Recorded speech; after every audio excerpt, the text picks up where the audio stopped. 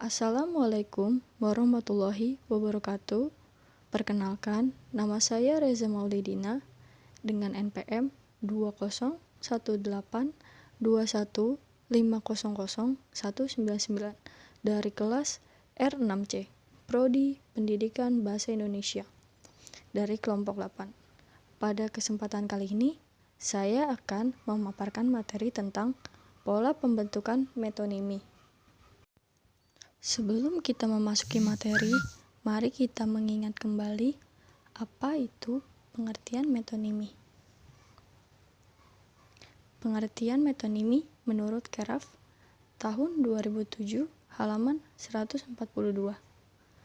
Kata metonimi diturunkan dari kata Yunani yaitu meta yang berarti menunjukkan perubahan dan onoma yang berarti nama.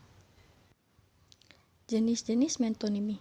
Metonimi menurut Parera tahun 2004 halaman 121 sampai 122 menyatakan dapat dikelompokkan berdasarkan atribut yang mendasarinya.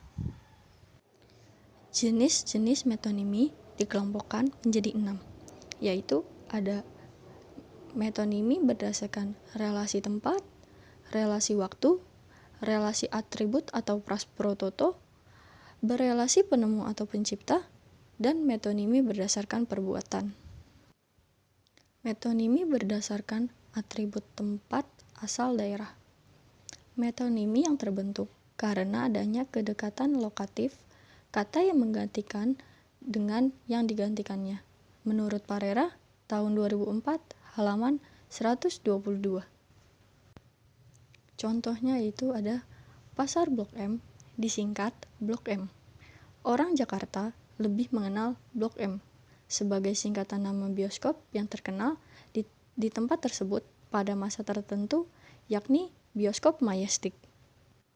Berikutnya ada menurut Parera pada tahun 2004 halaman 122 menyatakan hubungan temporal ini dengan sebutan metonimi berdasarkan atribut waktu.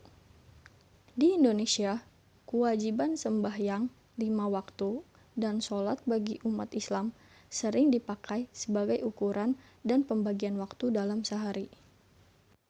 Contohnya, datanglah setelah maghrib, nanti subuh kita berangkat, ataupun misa bagi orang Kristiani.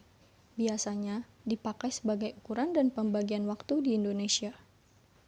Yang ketiga yaitu ada metonimi berdasarkan penemu dan pencipta. Kata-kata yang digunakan sekarang ini seringkali berhubungan dengan nama penciptanya sebagai tanda penghormatan. Menurut Parera, tahun 2004, halaman 122, menamakan metonimia ini dengan sebutan metonimi berdasarkan penemu dan pencipta sebagai bentuk penyebutan penemu sesuatu.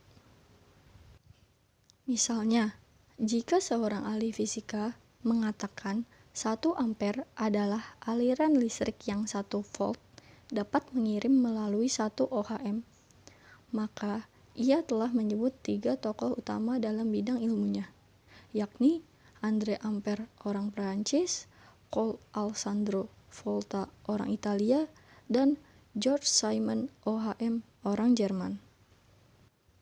Contohnya yaitu orang yang wajib membayar pajak di Indonesia, mereka sering disebut wajib pajak, yaitu orang yang wajib membayar pajak.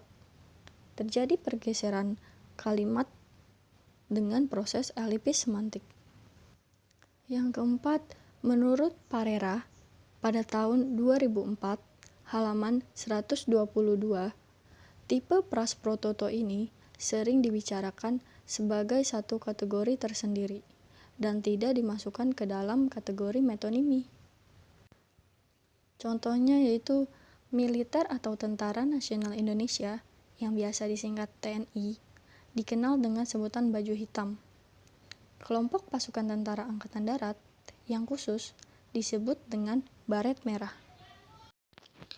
Materi berikutnya yaitu pola pembentukan metonimi. Metonimia ialah bagian dari majas yang menggunakan nama ciri atau nama hal yang dikaitkan dengan nama orang, barang, atau hal lain sebagai penggantinya. Menurut Tarigan, tahun 2009, halaman 121.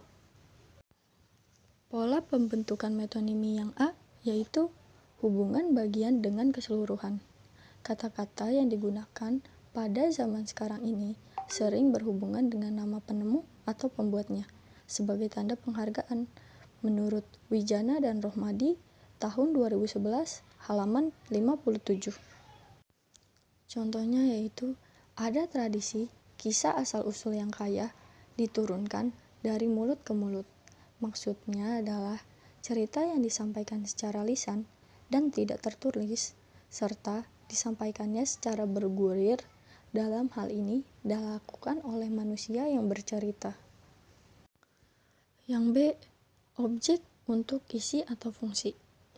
Ungkapan metonimi menggunakan wahana anggota badan bukan untuk menunjukkan seluruh badan secara fisik, melainkan untuk mengacu kepada fungsi ataupun perannya. Menurut Muhajir, tahun 2016, halaman 117-120. Contohnya, menyembunyikan rasa dan menggunakan kepala untuk menebak apa yang dirasa oleh tubuh.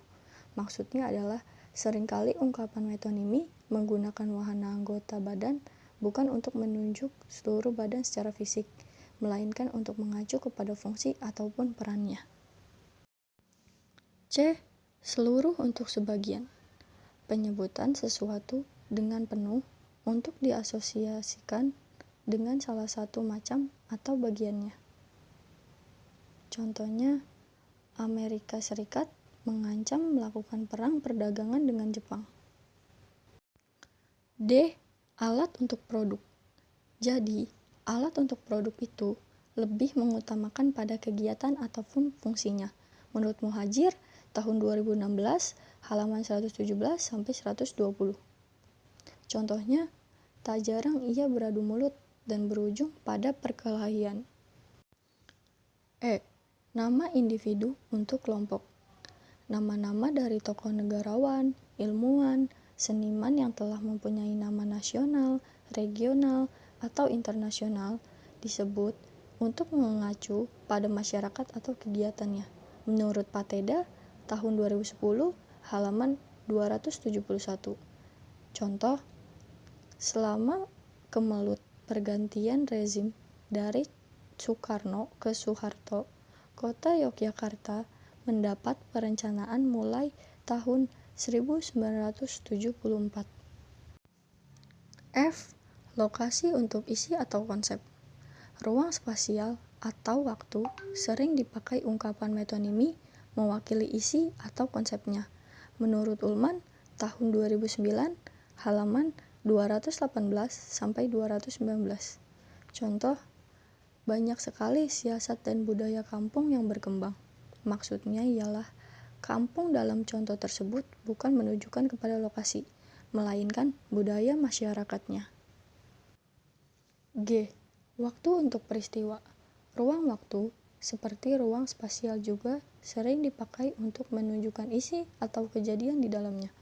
Menurut Parera, tahun 2004, halaman 122. Contoh, 17-an tahun ini kurang meriah. Maksudnya adalah perayaan kemerdekaan Indonesia pada tahun ini yang tidak meriah atau tidak begitu ramai. H. Bahan untuk produk. Seorang penulis atau pembicara sering menggunakan nama bahan untuk menyatakan hasil atau produknya. Contoh, Kartini dalam memainkan kata yang pantas, indah, namun juga jitu, membidak pada sasaran. I. Perubahan fisik untuk keadaan psikologis. Perubahan fisik anggota badan juga sering dipakai untuk wahana mentransfer makna menyatakan perubahan emosi. Contoh, kelihatan pengunjung yang diam saja sambil berpeluk tangan. J. Lambang untuk melambangkan segala sesuatu yang dapat dilambangkan. Hal ini berhubungan dengan penyebutan lambang untuk maksud yang mempunyai lambang. Contoh, warna merah berarti melambangkan berani, dan warna putih berarti melambangkan suci. Kesimpulan dari materi yang telah saya paparkan adalah metonimi merupakan sebuah sebutan pengganti untuk sebuah objek atau perbuatan dengan atribut yang melekat pada objek atau perbuatan yang bersangkutan. Metonimi dapat dikelompokkan berdasarkan atribut yang mendasarinya. Misalnya, metonimi dengan berelasi tempat, relasi waktu, relasi atribut atau prasprototo, metonimi berelasi penemu atau pencipta, dan metonimi berdasarkan perbuatan. Sekian pemaparan materi dari saya. Kurang lebihnya saya mohon maaf dan saya ucapkan terima kasih. Wassalamualaikum warahmatullahi wabarakatuh.